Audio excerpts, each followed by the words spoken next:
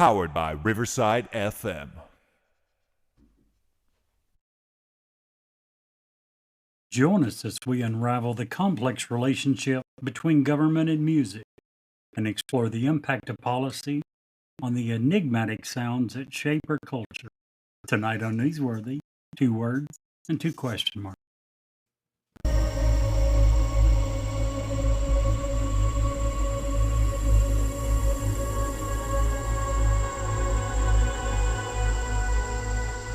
He's alive! Have you checked the children? Get out!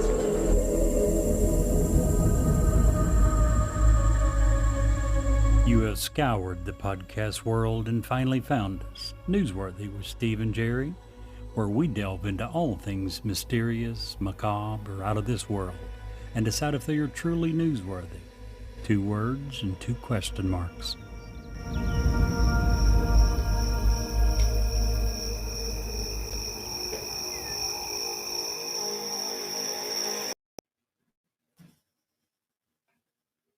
Hi, this is Ed Locke with USA Mortgage.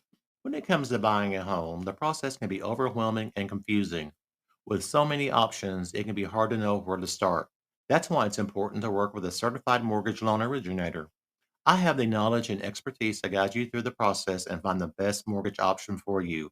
I will work with you every step of the way to ensure that you are getting the best deal possible.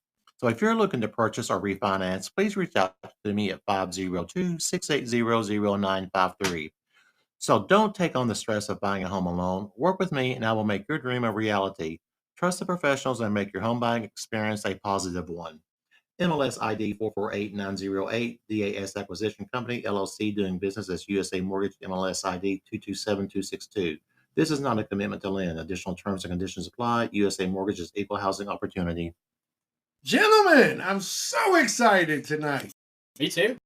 I'm excited and thankful for several things. Excited because we have an awesome freaking guest I can't wait to get to. Thankful because we didn't allow Jerry with his Coke Zero to destroy the entire studio. Unfortunately, our cameras are set up a different way to where you can't see What disaster. Tonight, on tonight's show, we have Jake Hambone Davis with us. I have known this young man since he was knee high. What's that saying? Knee high to a grasshopper? And I can't, for the life of me, tell the world how proud and how encouraged and how excited I am for him. He has shown devotion and dedication to his craft to the point his fingers would literally bleed.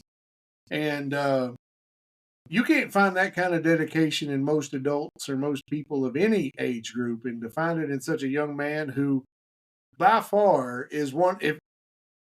If you are in southeastern or southern Ohio and you don't have this young man on your register at your bar, at your concert, at your event scheduled to come, you need to make that happen. He is amazing. And believe it or not, he's very niche because he does a lot of blues, and I love the blues. A lot of people said the blues are dying. I think he's a good example of why they are thriving. So, Jake Davis, welcome to the show. Thank you, Steve. I appreciate that. That's a lot. It means a lot, especially to hear people that appreciate the blues, because people do say it's dying, but you're exactly right. That's why I'm out here doing what I do, is to try to keep it alive. Well, I think you do an amazing job at it, man. And Thank you. I would, if I'm a betting man, I would put my money on you making it big sooner rather than later. I just appreciate what you've done, all your videos, the way you sing, and if you can, if you're in the audience and you see Jake and you hear Jake and you're thinking the blues, I would encourage you to go to Twitch, because what you can see and hear about Jake singing the blues does not look like it should come out of you. I'm just going to be honest. Well, I appreciate it. There's a reason, I got second place this year in Cincinnati's Blues Challenge, which is like a regional competition of all the best blues artists from the area. They get together and we all compete against each other, try to go to Memphis, and the first place winner gets to go to Memphis. And which I got to do that once before with my mentor TD Young's son, Trayvon King, who is a fantastic guitar player. And if you ever get the chance, check both those people out. TD Young, Kentucky Music Hall of Fame, legend of the blues, one of the best guitar players in the state of Kentucky and in the world, in my opinion, and good friend of mine, and his son Trayvon, who's also a great friend of mine. And yeah, sorry, I don't mean to digress, but I gotta shout out my roots, man. Yeah, that was going to be my very next question. How does a young man from Central Kentucky get so involved that you spend your life playing, doing, singing, creating in the genre of the blues? Well,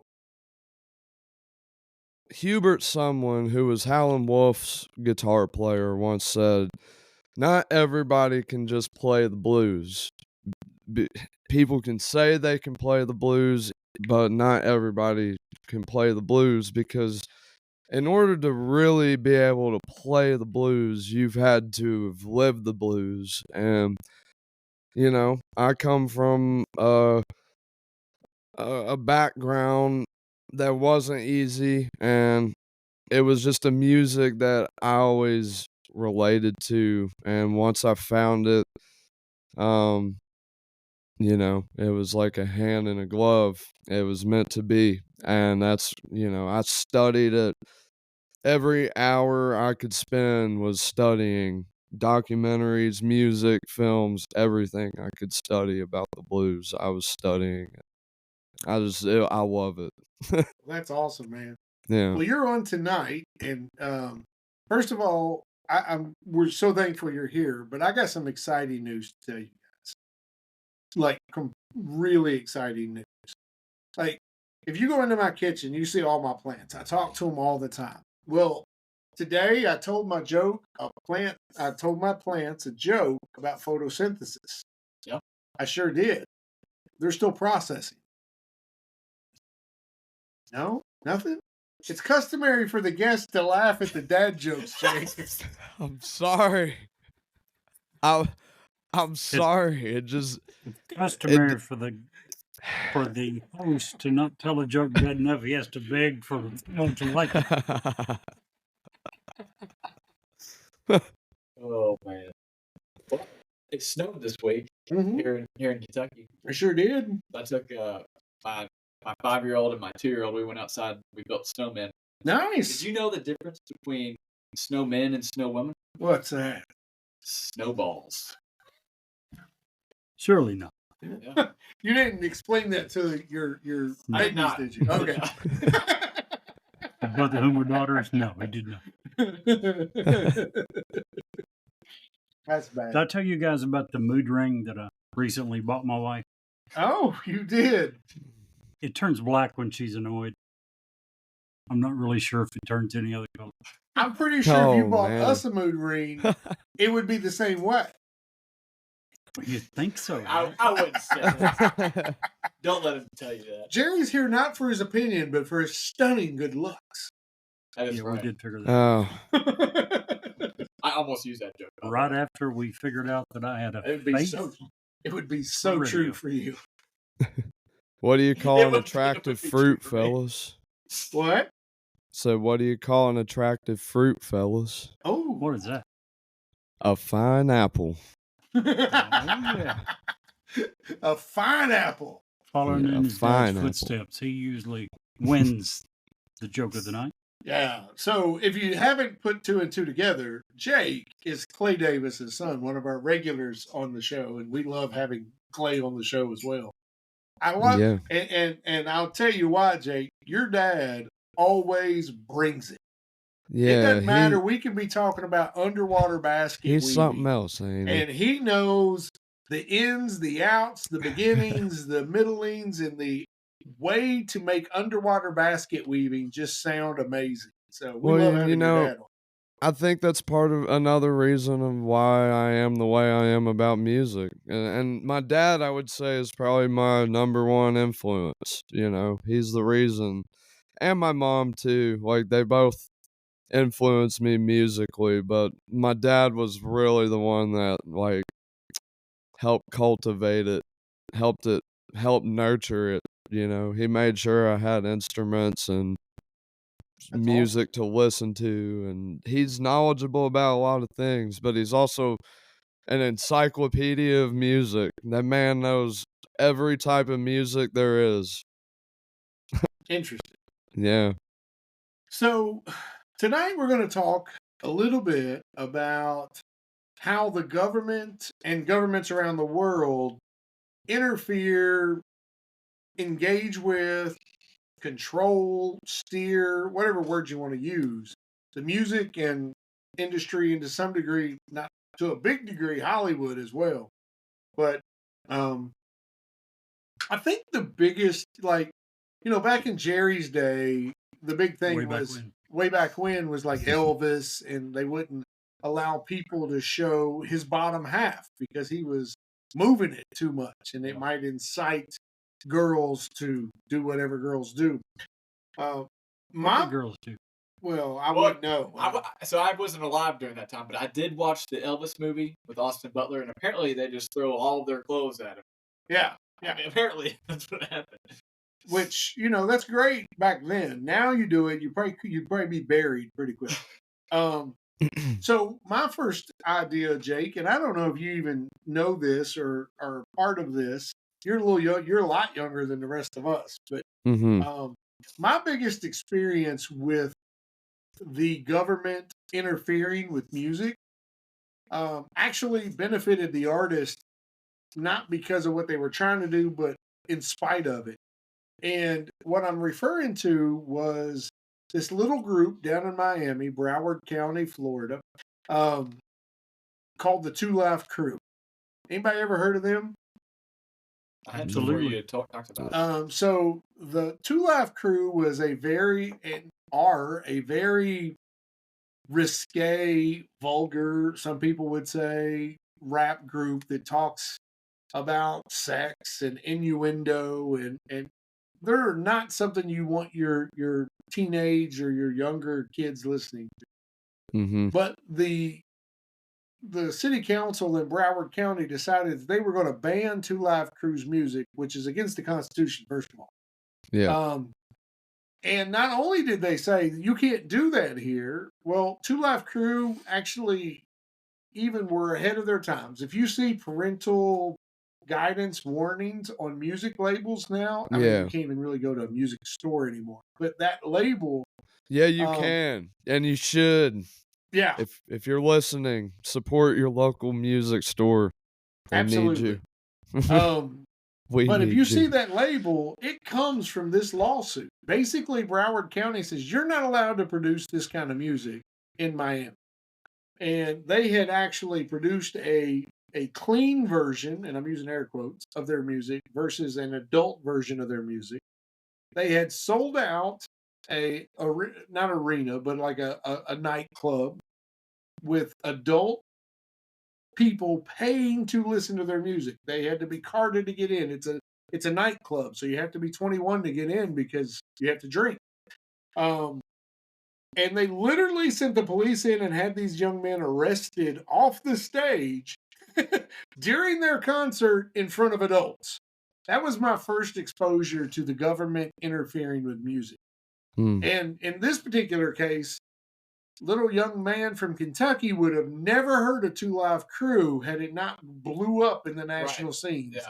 And made these young men who got arrested multimillionaires. Kind of backfired. And famous. It absolutely backfired. It made them famous. There's no way that they could have continued doing what they did for the next 20 years taken every penny they made and sunk it into PR. Couldn't have bought 1/10 of the publicity that this generated. I would have never heard them. I would have never bought their album. I would have never saw, and this is a God's honest truth, I had to find an adult to buy the explicit version so I could have it.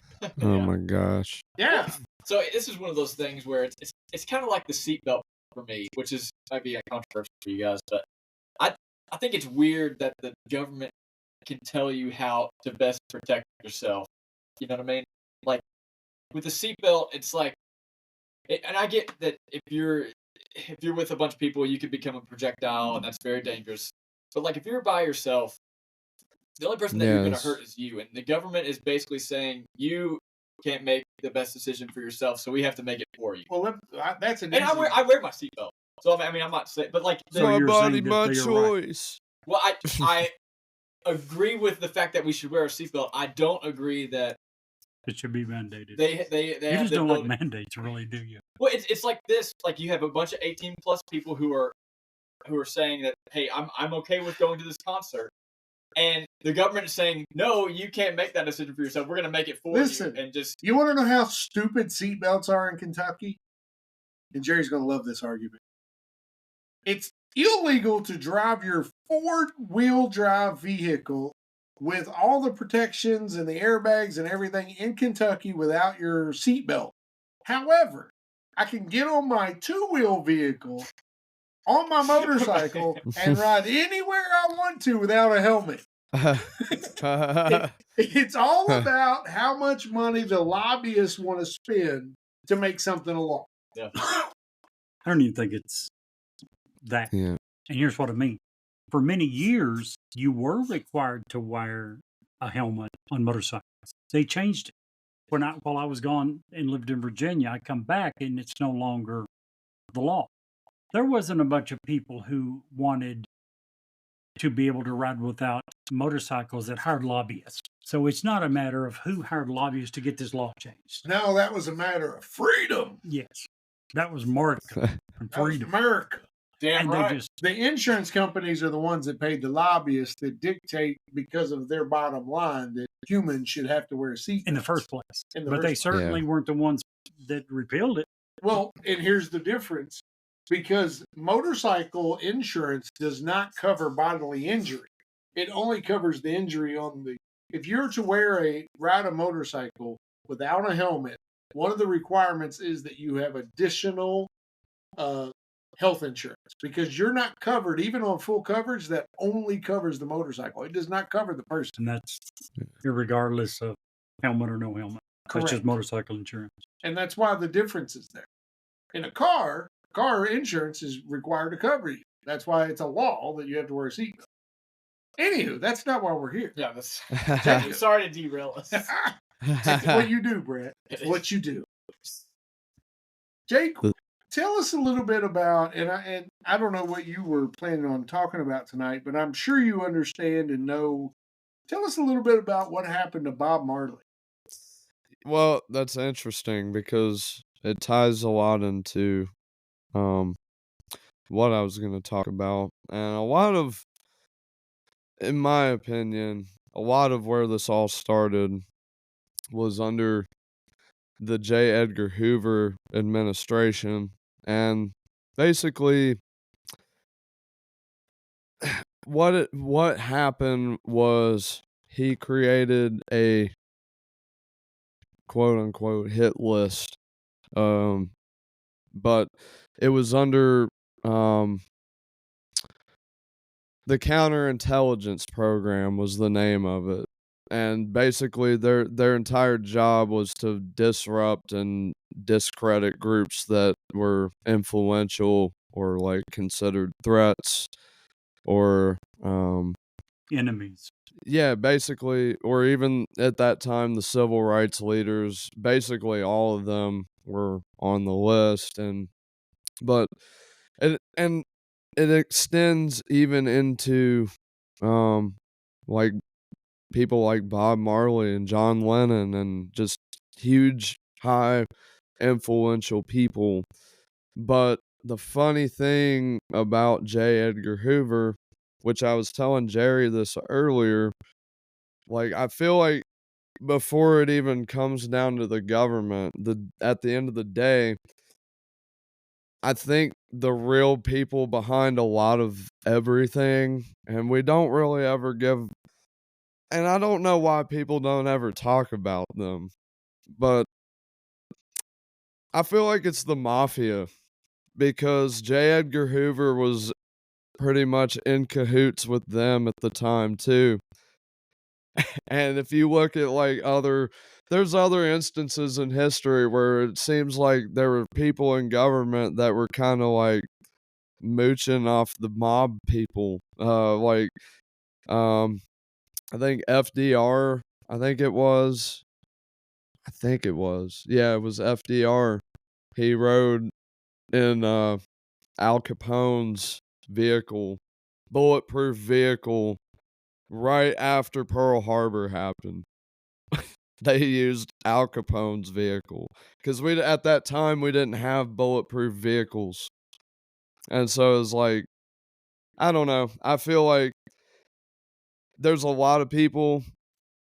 Rick James is a good example. He talked James. he Sorry. well I can't hear that name without doing before you like think of that, like the man talked openly about how his mother helped him get famous because of her ties.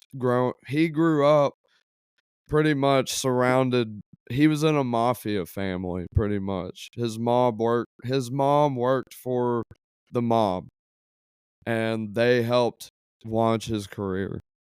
Well, our government has been long known to work with the mob, especially members like Lucky Luciano, who was instrumental in bringing drugs into the country before it was actually called the CIA. Mm-hmm. Crazy. Yeah, it is crazy, but I think it's all connected. But going back to the Hoover stuff, like, I think that is really the beginning of the real, like, targeting of people, though. But then it's leached out in other, like, administrations. Like, you all were talking about the censorship period, which is equally bad in my opinion, like when they were trying to censor people from making the music they wanted to make. So it seems like they've always tried to silence people. Well, I know one of the guys that probably hundreds of thousands of people currently watch and enjoy. I bet most people don't realize he had put out a record that was never allowed to leave Warner Brothers because it was so bad. If you've ever watched Law and Order SVU and seen Ice-T on there, he had an album that was not even allowed to be released. Yeah. You know, part of the reason, a huge part of what we're talking about is very, very negative. Part of it is positive. And here's what I mean by that. I agree with what Jake said. Edgar Hoover probably was the first one who began targeting individuals. He was by no means the first one, and in fact, American government wasn't the first one to use music in relation to political whatever. That has went on throughout history, thousands of years ago. Mm-hmm. All that goes to say it's well recognized how strong and how powerful that music really is. It wouldn't be used so widely if it were not. I can personally speak to that. A mood can be made or changed by the tone and the tenor of the music that comes on the radio or it comes on your playlist. If I were to die right now, fall over dead, and someone played my playlist, they'd be like, "What was wrong with this young man?" I say young because it makes me feel good. There's Taylor Swift. There's freaking Marilyn Manson. There's the blues. There's every genre of music on there, and it all depends on the kind of mood I'm in for the moment. You know, there's Christian rock. There's you name it. It's I'm on with there. you though. Yeah, sometimes you're in the certain mood for certain music. And then sometimes, like, because I listen to, but it's all frequency related, and that's Yeah. what I was also talking about earlier. It's like people don't understand that the music we listen to, it also music physically changes our being. And the frequencies we hear, and people don't understand, I guess, at times, like, certain frequencies can be healing, but they can also be disruptive, I guess, or destructive, I guess, frequencies. Like, there's some music that just even I will listen to, and it's just so negative, and it makes you feel negative. Like, But Jake, would you not agree that even the destructive and the negative music is the exact reason that our founders wrote the First Amendment? It's not to protect the stuff we like. Everybody likes right. Conway Twitty. Well, I'm not It's to saying, protect. It's to protect the stuff that. yeah, I'm not saying don't listen to it, but I'm just saying, I mean, that is a truth. the To argument of censorship is still going on today. You know, Yeah. that's very Well, prevalent. you talked about frequency. Let me go back to Mhm. that for just a second. A guest we had a couple of weeks ago, Lindsay Stanton, was talking about frequency, and not only was it healing, but if you Mhm. get to a high enough frequency, you can actually commune with lost loved ones Yeah. because of frequency, based on the same premise that everything and everyone is based on an energy level. Frequencies are interesting, but especially in music. But that's probably a topic for a whole different discussion, because it's like completely off topic. So, Yeah, no, I like it though. I don't know. Yeah, I'm sure you've watched an episode or two, but we kind of bounce struggle to around. stay on topic sometimes. Well, that's okay. As you've already seen, That's okay. 27 It's minutes. Brett's fault. Jerry and I always were on topic until Brett got here. Yeah. Okay. That's And all what right. right. topic would Myself. that be? Huh? And what topic would that be? Oh, I don't know. But Exactly. just pick one. Don't believe him, Brett. Oh, I don't. I'm here before the episode, and So- we always start late. So, what do you think, Jake? If you had to point to someone or some group today that was under duress or under some sort of censorship, and President Trump's about to come in, and you have a 5-minute meeting with President Trump about that, who is it, and why should they not be under that duress? Oh, well, I mean, shoot, I don't know. My thing wasn't more on censorship, I guess, because I can't think of anybody who's being censored right now, That's because a they good thing. Well, yeah, you They- can look at like a guy like Tom in McDonald. He music has at to least. one. I mean, they literally, actually, it's hilarious, because I was reading the news this morning, and on Jimmy Kimmel, I guess, he had this band called Knocked Loose, and they're like a death metal band, and people the next night or the next today were demanding he apologize for having them because it scared them. And it's just like, Just this week? it's like, you know, that's what this stuff we're talking about. It's like people want to censor it, but it's art. It's art. It's just an art It may not form. be our style of art, but it absolutely is art. And Yeah. that's one you're talking about all the different genres. I've never heard you listen to death metal, hard rock. Maybe you do. I just not See, haven't heard it. I like listening to it at the gym because it gets me amped up. I like Yeah. several. I like some. My son Peyton, and if anybody knows Yeah, he's Peyton, big into it. he's big into it. And Yeah. I just learned that that is an actual, how they even sing comes from down here, not from up here. And it's like, wait, what? Because it sounds guttural. Yeah, And people want to sit and say screaming isn't singing and anybody can get paid to scream, but this is an art form. Me and my it boss really is. my boss loves it, and like he's kind of got me to enjoy it, because I realize like these guys go on tour doing Yeah. this every night. And I'm like, how can they sit and do that every night to their voice and still be able to sing? Because some of them can sing like they'll variate from singing clean to doing that, and it's like, how do you even sing so smooth after doing that to your voice? Yeah, it's amazing. I've really appreciated it a lot more since I've seen a lot of these bands live. So I like going to music festivals and things like that. So I don't just get to see the bands I want to see. I see a bunch of bands that I've never heard of before, and so I've gotten exposed to some of those bands there. And it's just like you said, they can go from screaming to like the most beautiful sound. Disturbed comes to mind. Obviously, Disturbed's not super heavy metal, but like used to be Sound of Silence. It's like he's got the voice of an angel. Yeah, up there, like, I think it's really neat when it comes to music how something.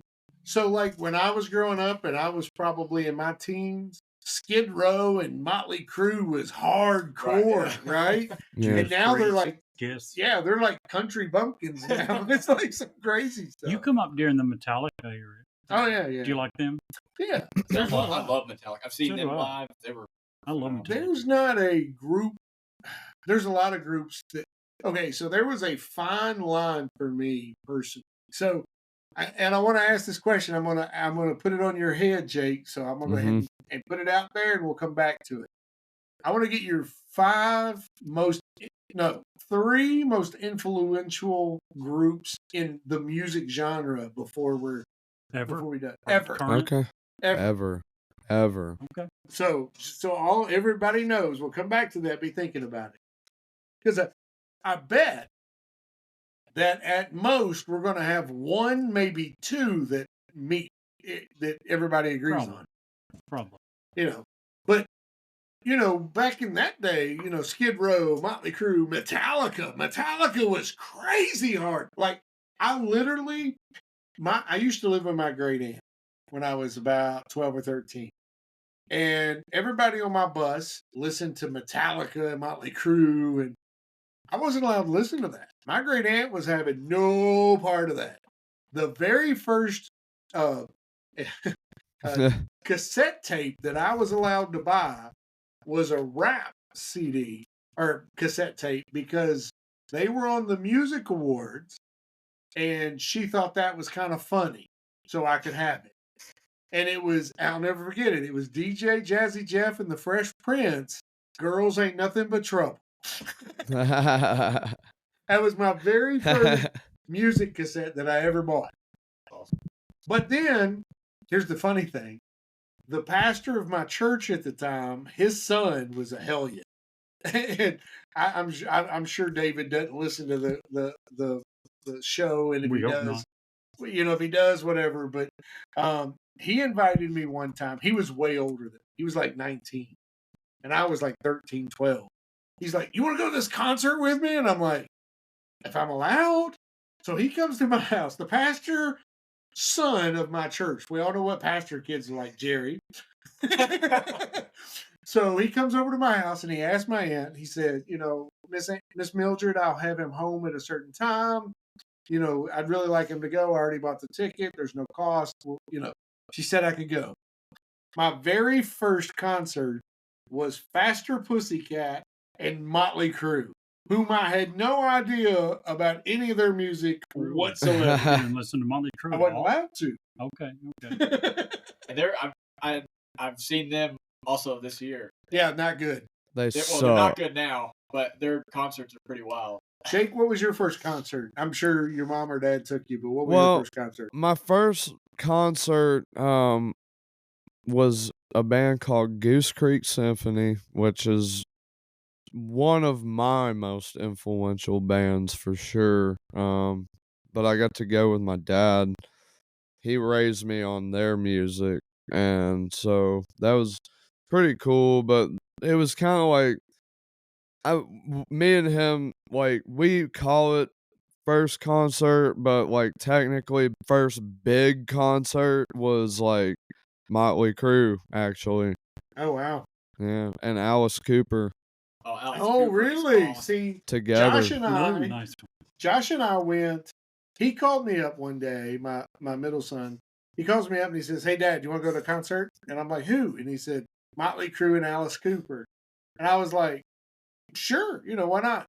My first concert might as well be my last because I'm not a huge concert person. I like the music on the CDs; it's so much clearer and crisper. Man, I disagree with you Or completely. I Oh like a man. small environment where it's very intimate. Yeah. I don't like the big, whatever. But so we went, and Alice Cooper, he's like 98 years old and was Still got flipping it. amazing. He's awesome. Yeah, Flipping One of the amazing. best shows Yeah. I've ever seen. Yeah. he's awesome. And then Motley Crue came out, and I was ready to go home.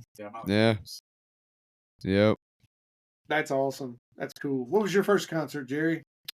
I believe it was Joan Jett and the Blackhearts. Oh, I opening love up Oh, Joan Jett. nice. Kansas Oh, in wow. 1983. That how was Kansas not the opening act? Joan Jett Yeah. rocks. Yeah. oh well, yeah, a classic legend. Yeah. AC/DC, for those about to rock, was one of my first 3 or 4. Oh, Had man. by far the biggest impression on me. What's the Of any. worst concert you've ever been to, Jake? The worst? Yeah, And the just best. like, ugh. And give us your best. Oh Yeah, man. worst and best.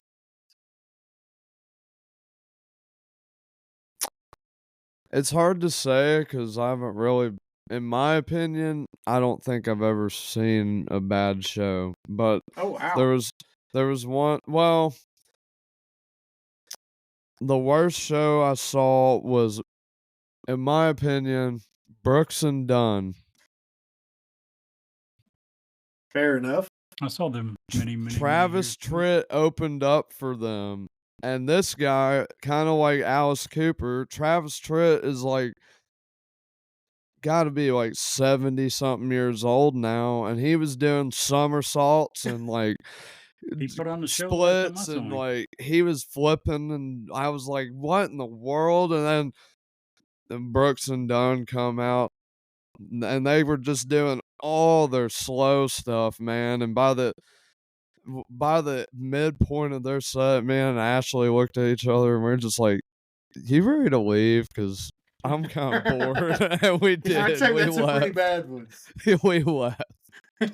Man, So in the best middle. one. What was your best one? Best one was probably Your Yes. last show, right? No, I'm just kidding. no. Best one was probably my 16th birthday. My dad, he really likes this band called the Drive-By Truckers, and he got 2 tickets to see them. And on the headliner, there was an opening band called the North Mississippi All Stars, and we were just like, "Who are these guys?" Like, we didn't know, and we thought we were gonna be late. We were stuck in traffic. We were kind of freaking out. We didn't know where we were gonna sit, and then we get there. We figure out like we weren't late, and it was general admission, and we could sit wherever we wanted. So we grabbed front row. Oh, wow. And yeah, just went right to the front. And this band, the North Mississippi All Stars, blew us away. They came out from the back of the it was at the Iroquois Amphitheater in Louisville, so it was outside, and they came Oh. from like outside playing like drums like a marching band, went through every aisle, going up and down, just walking by everybody. And they walked right past us, get up on the stage, and just laid it down. If you've never heard them, they're badass band, man. North Cool. Mississippi All Stars, but like that blew us both away. Like we left that show very, very surprised by them, and just it was great, great Awesome. Jerry, experience. what about you? Best show Yeah. ever. I didn't enjoy it the most, but the guy that I thought put on the best show ever was the boss, Bruce Springsteen. He did a show in Rupp Arena one time, and came back for encore after encore after encore. And the next morning, it was in the paper in the Herald Leader that he was put in the hospital immediately after with a Wow. Dang. His fever was 103. He was sick as crap the whole time and just Oh, kept coming out. dang. But you could tell it from everything that man did. He was literally putting everything he had into the concert, which is why I would rate it number one. You have to give it up for someone who Sure. I always liked his music a lot. See, but it wasn't the very top. But that alone, his effort would elevate that to number one for me. What about your worst? I've had several along the lines of Brooks and Dunn that he was talking about. Some of the country guys, when they get into the really slow stuff, it can just be so boring, so absolutely boring. Even guys you might like sometimes with some of their songs, country music, and I'm a country music fan, but some of it just doesn't lend itself well to a good concert. Sure. Hank Williams Jr., the exact friggin' opposite. That man, I saw him in Morehead, Kentucky, and he, I'm sure, was drunk. I've seen several country guys drunk. I saw George Jones. Oh, I Hank's worked always the concert drunk. of George Jones in Rupp Arena when he was so drunk. He was fourth or fifth step up on the stage, the stairs that take him up, and started tottering and fell back into Jeff Jones, my roommate. He and I both worked for the security company. And if we hadn't caught him, he'd been out. There would have been Oh no my show. gosh. But yeah, several of the country shows that are real slow. Brett? Yeah. Ooh, my best. Tough. I mean, I was several that I was just blown away by. Metallica is probably my favorite show I've ever seen. Him or Alice Cooper, I think those are the two top. My worst. I think my worst is it wasn't a bad show, but it was a letdown because it was a band I really liked. Falling in Reverse. Like I love that band, and I was super excited. Like I was sitting front row, and it was just him. He came out and he just like walked across the stage, sang a few songs. Like there was no band. It was like I don't know. It's really kind of lame. Like I don't know how else to explain it. That's a good way to do it. Yeah. George Strait, a million number one hits over the years, and I saw him with Blake Shelton when Blake was pretty young, and Blake blew him away because Blake come out and was enthusiastic and energetic, and George just got up there and stood in front of the microphone, and I might as well have been listening to a tape. There Yeah. was no show, there was no enthusiasm, there was no energy. That's exactly right. It's exactly how I felt. In a concert, it needs to be more than the music. And see some bands like Ice Nine Kills, never heard of them before. And I saw them, I was like, holy crap, this band's phenomenal. Like, and then I'm not really into their music, but like when I saw them live, I was just like mind blown. I was like, man, they're so good. And it was just because they had that energy. Okay, so mine's a bit of a paradox. Okay, so my very best concert was my first concert. Motley Crue, Faster Pussycat. Those guys, because Motley Crue was still young, and they freaking brought it. I'll never forget, they had choreographed it with Faster Pussycat because Faster Pussycat came out, they did their set, and at the end of it, as the band kind of drifted off, the lead singer came out like halfway into the audience on it was like, the stage, the very pointy tip of the stage. And it was just him and the drummer. The drums came out right behind him. And the drummer was just bang, bang, and the whole time for like 20 minutes, this is what he said. And so if you have kids in the car, hit pause for just a second. He said, shit, goddamn, get off your ass and jam for 20 minutes on repeat. And every time it got louder, and I don't know how they did it. I guess the speakers. That's a Parliament. I don't know how he didn't bang song. holes into his drum. That's crazy. It was so loud. But they had your attention focused there. Yeah. The whole time they were redoing the whole stage, right? And I'll never forget it. Finally, they said it one last time, and we're like, yeah! And then lights shut off of them, and all you heard was, and I don't know if you guys are familiar with the song, but it's Kickstart My Heart. Yeah. You heard that riff. And that was how the show started. Yeah. And it was like, holy, just energy from all the bands all the time. When I saw them, that's exactly how they started. Yeah. It was freaking amazing. And then, that's when Vincent Young could actually sing and didn't make up words and wasn't like my size. He was your size and hot and all that good shit. So then my worst concert that I ever been was by far Motley Crue the second time I saw him, when Vince couldn't even put a sentence together without having somebody come up with an oxygen tank. It was really bad. Really bad. Oh, The he was so second, bad. and the one that was probably the closest to taking that was Hank Williams Jr. I saw him, and it wasn't because of him. He was drunk. He wasn't that good. He didn't get out of a chair much. But it's the same thing. Unusual for him. But it's the same thing that you and Jake said. Travis Tritt opened for him, and Travis Tritt flat ripped it. Dude, he's badass. Yeah, He is. and he ripped it. And before Travis Tritt was freaking Charlie Daniels. He only came out and did like 2 or 3 songs. He puts on a good show. But he ripped, like when he was done, his freaking violin, the strings were all ripped off of it. I mean, gone. He was that into it. And then Travis Tritt, and it was like, man, this concert's going to be great. And then half drunk Hank Williams Jr. comes out, and I'm like, and sit down. You said yeah, he really dude, got up? it was terrible, and it was at Rupp. The sound was terrible for his concert. His production team sucked. And it's I remember getting up and leaving halfway through it.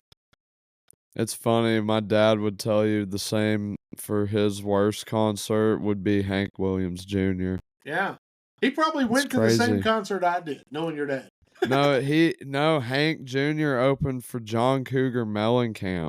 Oh. And Hank was drunk and was sitting on the edge of the stage, and he was just dangling his boots, and he couldn't even sing.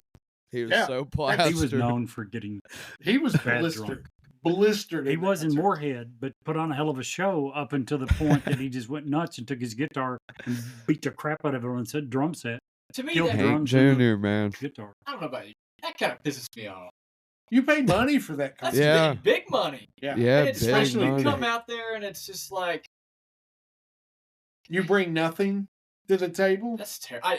And not even to mention that this is the son of Hank Williams. You know, like right?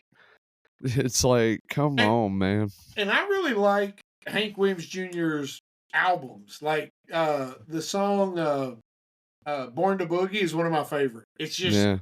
It's kind of like, fuck you, I got this, you know. But I just love that song. It's kind of his ode and his way of sticking it to the man. Yeah, I'm different. Hits album, I liked every song on it. Kalijah, his greatest hits album. Yeah, absolutely. I loved every song on it. Kalijah was my least favorite, but I liked it. Yeah. So, anywho, I know we're kind of off topic, but we got a musical guest. So. Absolutely. We still have to do the most influential. We are. But I want Jake, if you could, I know you said you had one big gig left for this year before next year. Where's that at, and how can we get tickets? What do we need to do to come see? So, well, it doesn't cost you anything. It's actually at a speakeasy style joint. I play it very often. It's called Tommy's Place. It's in Westchester, Ohio, at the Premier Gun Range. It's actually attached to the gun range, but it's a separate part of the building. You can't drink and go shoot guns, unfortunately. I was just sitting there thinking, what a great concept. You cannot do that. Once you have a drink, you have to you're pretty much wavered from going in there. But either way, that all aside, I believe it's gonna be December 28th. Yeah, it's gonna be December 28th, I believe. I haven't got it in my calendar yet because they just sent it over to me. But if you got a link somewhere, I have a Facebook page. Just check out Jake Hambone Davis. Nice. I post all my events there. I also have a website on that page, which I need to update my events once I get everything booked for this coming year. That's pretty much what this time's all about, is just lining it up. So, and again, search what on Facebook to find Jake Hambone Davis. Jake Hambone Davis, and we'll also leave a link to it on when we up the episode. Absolutely. And that one's not far away. Westchester, just north side of Cincinnati. Absolutely, guys. If you're anywhere near Westchester, Ohio, You will not be disappointed by coming and seeing this young man play. He's amazing. So, Jake, I have one more question before we get to our influential choices. Yeah. How in the world did you get the nickname Hambone? It's my wife gave it to me, and it actually came from one night we played a gig together because she plays music as well. I play Fantastic, music by the with way. her. We have a band together called Foxfire, and we also play some shows around the Cincinnati area. And one night we were playing a gig, and I just hammed it up, and she was just like, "You're such a ham," and I don't know, somehow from that night, she just called me Hambone. Like, she was like, "That should be your blues name, There you Hambone." go. And Good enough. So yeah. let's go in reverse for our three most influential groups, bands, whatever, no matter what genre. Brent, we'll start with you. I'm gonna have to go with the Beatles, All right. Elvis, Elvis, okay. and Metallica. And why Metallica? I just think that they really started to get heavier. Like it kind of went from like the classic rock and like I don't know. I think that they. I don't have it. I guess I didn't give this much thought. Well, you don't have to. It's your list, Yeah, so it's you your get to list, do it however dude. you want. All right. So the Beatles, Elvis, and Metallica. Jerry? My list is almost a duplicate of his. Really? Number 1, the Beatles. Number 2, Elvis Presley. Number 3, AC/DC. Wow.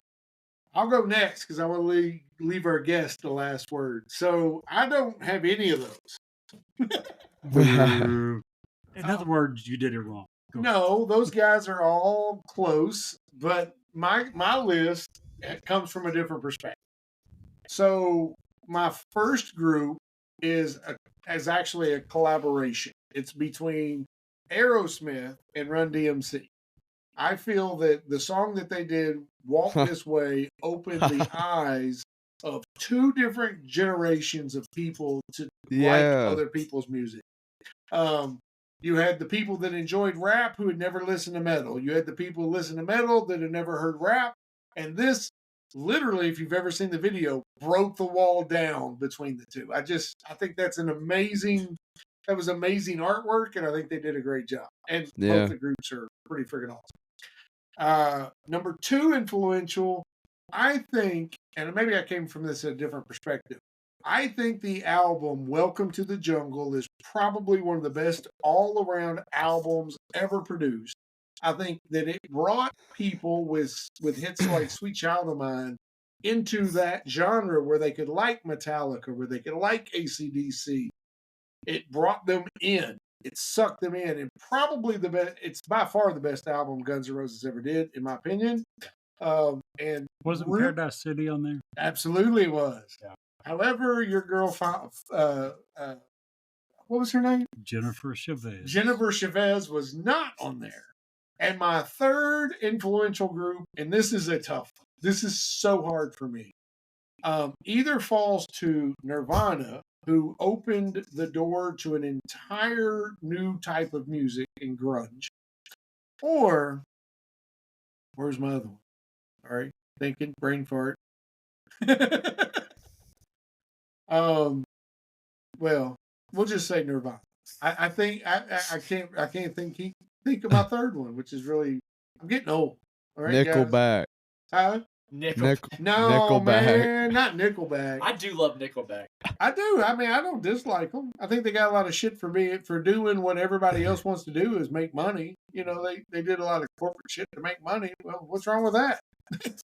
But yeah, I definitely think Nirvana was when I was a freshman in high school, Nirvana's album Nevermind came out. And it completely changed how people dressed. It changed how people wore their hair. It changed how people talked. It changed what people listened to. They were going away from the dudes with hairspray and long hair of the hair metal groups to this dark, brooding, So I definitely think that that's probably in there for sure. Yeah. What about you, Mr. Jake? Finish the show with your big 3 events and or bands, Well, influential bands. oh man. So I guess, and then this can be any bands, any Yeah, like, absolutely. okay. So I guess like number one influential, at least to me and stuff, would be TD Young. I think he's the best, period, hands down. And number two would be the band I mentioned earlier, Goose Creek Symphony. They've played a huge role in changing my life. They're the reason I wanted to do music. And then third would be probably Stevie Ray Vaughan, because he was also, when I saw Stevie Ray Vaughan for the first time, like on film, I was like probably 8 years old. And like, yeah, I saw that and I was like, I want to do that. Yeah. Did you like George Thorogood and the Destroyers?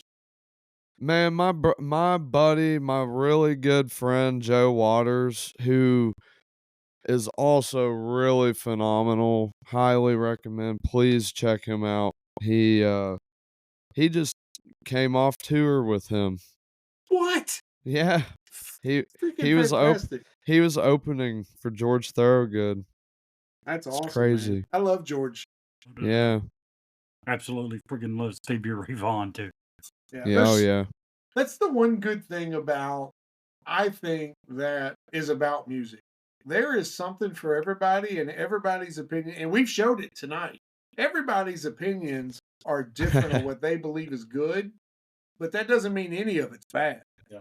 You know, I remember my listening at the table where my great aunts and my great uncles would yell about what is the world coming to with this rap, and I'm thinking, dude, I like this stuff. What do you mean? There's nothing better than a great bass lick, in my opinion. Be it a automated musically inclined bass or an actual stand-up bass. I love bass. And that's the best thing about music. Yeah, it's changed. And I feel like every generation hates the new music. My uncle always tells a story. He was big into Kiss. Mm-hmm. Oh gosh, I never liked He loves Kiss. And I love Kiss. I like Kiss a lot. But of course you would.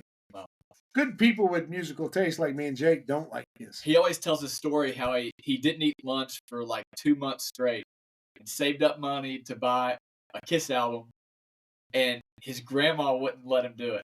So he had to get this other kid to buy it, and he had to hide it. Well, she ended up finding it, and of course it's got flames and all this stuff, and she was, she basically said, "This is demonic," and just tossed it out.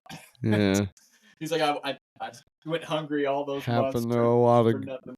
people's albums. What? Okay, let's do one more question. We got just a few minutes. If you could pick one, we know what Jake's is going to be because he already said TD. But if you could pick one, gosh, this is so hard. If you could pick one person you have to listen to for the rest of your life, you couldn't listen to any more groups, bands, musicians. Who would it be? You go first. I'll go first. Yeah, I know. And y'all going to be crazy. I already know mine. Oh, do you? My first, and it's easy for. There's not even a hands down. There's not a second. Same with me. Same with me. Or Ray Charles. Okay. Good pick. I love Ray Charles. Charles. I do too, man. Did you guys know that Ray was born blind, but he could ride a motorcycle by himself? He could also drive a car. No, he's absolutely blind. Here's how he did it. He had a handler with him at all times. The handler would ride the exact same motorcycle as he was riding in front of him at a very specific angle. And Ray would listen to that motorcycle for when to shift gears. His hearing was so good he could hear it when it leaned. Yeah, he never used a cane. Like blind people will use a cane. He didn't use one his entire life. He got around, and he was not like Stevie Wonder fake blind. Stevie Wonder fake blonde. Ray was legit, like fully could not see at all. There's a video of this man doing a sound check. Check it out, Steve. Like when you got some time, just look up Ray Charles sound check. It should pop up. But he's just checking sound, running through some things with a full orchestra behind him. And like somebody in the orchestra was hitting a wrong like note or run, and he just stopped everything and he pointed the person out because he could hear the instrument. He's like, "You're playing it wrong. Play it. Yeah. Let's try it again." Like, like I'm just like, gosh, his hearing like was so good. Amazing. They called him One Take Ray. He would come in, if you hired him to collab, he would come in, do one take, and be done. How do you want Superhuman. it? Tell me what you want. Let's do it. Let's get done. The Jerry. genius. Chris Stapleton. Really? Not even close. Not Yeah. even close. I do. So Butter smooth voice, just like Very you, Jerry. good And he can voice. sing anything. he's so the national anthem. Hey, several people said or putting him up there with what he used to. I thought he blew away Right. every Best national thing anthem I've ever heard. Not He's even close. really Yeah. good, man. And that's probably the hardest song in the world to sing. One of Yeah. the hardest. I love Yeah, for sure. All right. That's a good Brett. pick. He's got me second guessing mine. Uh, I don't. I guess it's going to depend on what. No. You get one to I listen know. to I'm the just rest saying, of it's your gonna life. depend on, like, sometimes I listen. to No. certain- You get one artist to listen to the rest of your life. What is it? Chris Stapleton. Let's go. I'm probably gonna. The first one that came to my head was AC/DC. That's Okay. like the first Oh, band fair that came to my head. goodness. That'd be my Not top terrible. 5. Not terrible. They're pretty. The problem with me and AC/DC is most of their hit music sounds the same. Yeah. It has the same. I don't know what that's called. What's that called, Jake? The Chord beat, the main- structure. Well, Yeah. I'll tell you what it is, and Angus Young said it. He was like, my favorite chord progressions to use in my songs are AC and DC. For There you real. go. And it makes sense. Like, All I right. don't know, man. Jake, if you had one person to listen to the rest of your life, who is it? The Allman Brothers. Really? Yeah. I don't. Honest figured admission, I like don't. them. I don't know that I could name the first song by the Allman Brothers. I've never heard of it. Midnight Rider. Never. That's- Okay, Midnight that- Rider. I've heard that. Yeah, that's the Allman Brothers. But, like, they got a lot of music, and they're a band I could listen to all day. Cool. Well, Jake, one more time. Where are you going to be on December 28th? Tommy's Place in Westchester, Ohio. And before we go, I'm just gonna check this. I want to make sure that date's right. Give me just Sure, one absolutely. second. Chris Here we go. Stapleton, the whole. Yep, that is correct. December 28th, Tommy's Place, Westchester, Ohio. Be probably like 7 to 10 p.m. Do they Don't- serve food there? No, they don't. You can bring your own food. It is like a cocktail lounge, so like they're Nice. primarily like serving drinks. Perfect. But you're allowed to. You can get food ordered there. You can bring food. Like, but yeah, it's awesome. That's perfect. Well, if you're anywhere in southern Ohio near Westchester, December 28th, go check out Jake Hambone Davis. He's going to be putting on a great show. Thank you, Steve.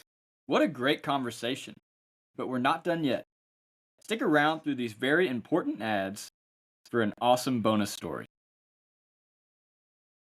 JT's Way is a Christ-centered, nonprofit organization with a call to help hurting families during the loss of a child. At JT's Way, they assist families grieving from the loss of a child through assistance with things like funeral expenses, emotional support, guidance through the grief process, and help in their healing journey. While paying for funeral expenses, they help navigate picking a funeral home, burial plot, or cremation services, and provide families with grief counseling resources. JT was 17 years old when he died unexpectedly in an automobile accident. He was a senior in high school and a student in the automotive class. JT loved cars and music, and he took his role of friend very seriously and made sure to make friends wherever he went. Their mission at JT's Way is to minister to families by financially assisting and connecting them with their local resources. These resources will assist in the financial and emotional burden of bearing a child. Their aim is to aid in the healing process for parents and families, and these resources include grief counseling and parent-sibling groups. The outside world doesn't stop, but we can tell you from experience that a parent's world certainly does. In a time of desperate hopelessness, JT's Way provides hope. If you want to help support JT's Way in their mission, please reach out to them at www.jtsway.com. JT would often say, "Let me challenge you to make a friend, be a friend, and most importantly, bring a friend to the loving arms of Jesus Christ." Hi, this is Ed Locke with USA Mortgage. Buying your first home can be overwhelming, but here are 5 tips to make the process go smoother. Number 1, find a lender, me, Ed Locke, that can answer any questions you might have and help you get pre-approved. There are multiple options available based on your situation. Number 2, work with a real estate agent you can trust. Number 3, don't rush the process. Take your time and know that the process could take some time. Number 4, consider all the costs. Number 5, get a home inspection and review it with your realtor. Keep these tips in mind, budget for yourself, and you'll be that much closer to making your dream of homeownership a reality. So reach out to me at 502-680-0953. NMLS ID 448908, DAS Acquisition Company, LLC, doing business as USA Mortgage, NMLS ID 227262. This is not a commitment to lend. Additional terms and conditions apply. USA Mortgage is an equal housing opportunity.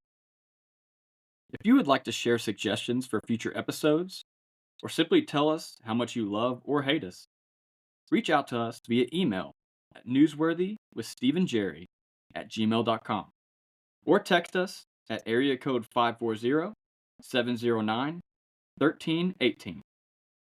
And now, back to the story. Brett, whatever you do, do not rub that lamp. I won't. Tonight's cryptid that we're going to cover is the jinn, also pronounced jinn and westernized as genie. The spirit was either good or evil and appeared in pre-Islamic Arabian culture, beliefs, and religious systems. The jinn were mentioned numerous times in the Quran, making them formally a part of Islamic theology. Much like the angels of the Bible, the jinn were thought to possess magical powers, and while they were not considered gods and were not to be worshipped as such, jinns would sometimes perform feats of magic to earn the favor of humans. While jinns could take any form they chose, be it animal or human, it was believed that their natural form was a sort of thin, wispy, ghost-like smoke or faint, flickering fire. Jinns were believed to have the power of sorcerers, but gods and higher deities could punish them. Many jinns sought to help people and act as guardians of the innocent. Other jinns, however, were much more mischievous and would trick humans into doing their bidding by promising them great treasures and the granting of 3 wishes. The original word jinn translates from Arabic to English as to hide or to adapt. Jinns were often believed to be shapeshifters who could often change their forms into anything that best suited them. Gladden had it right. And Jerry, if you can't see the light, Be the light.